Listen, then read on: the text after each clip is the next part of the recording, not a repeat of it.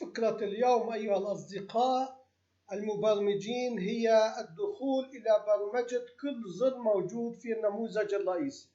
نحن أقلعنا بالنموذج الرئيسي واستخدمنا الأزرار وتبين لنا أن كل زر يفعل نموذج خاص به.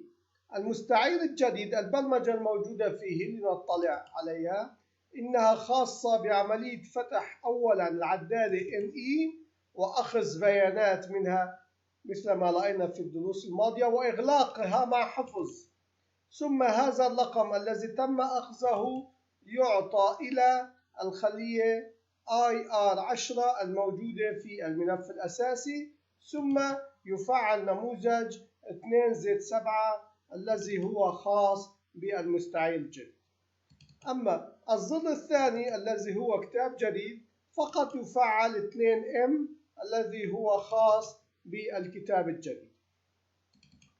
الزر الباقي هو كشف المستعير، يقوم بعملية فتح لملف الإكسل داتا زد 7 ثم يفعل 4G زد 7.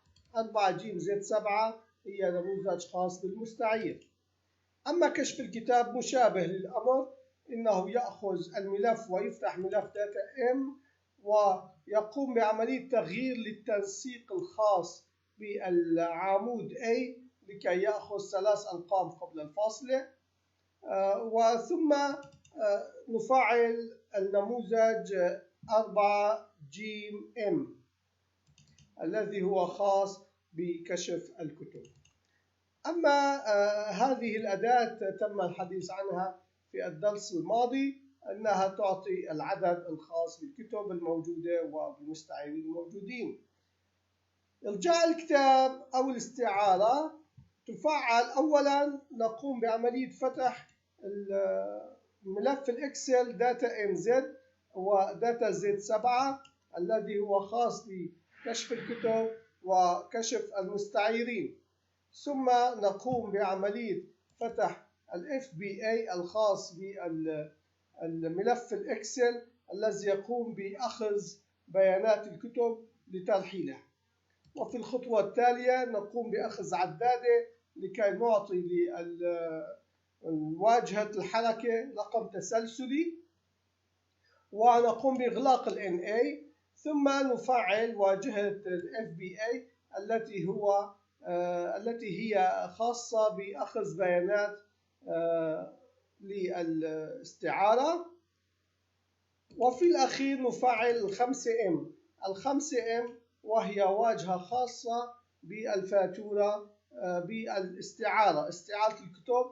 طبعا يوجد عدة أدوات لا تظهر للمستخدم، تم تركها للمستقبل لكي احتمال تستخدم من قبل مستخدم آخر يطلب مننا برمجة معينة تكون جاهزة.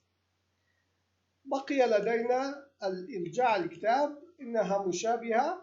أيضا نقوم بفتح داتا MZ وداتا زد 7 التي هي خاصة بكشف الكتب وكشف المستعيرين، ونقوم بفتح ال FBA التي تأخذ بيانات إعادة إرجاع الكتاب، وأيضا نقوم بأخذ بيانات ال NE لنقوم بالعد تسلسلي، ونغلق ال NE، وثم نفعل اليوزر فورم 5 الذي هو خاص بإرجاع الكتاب.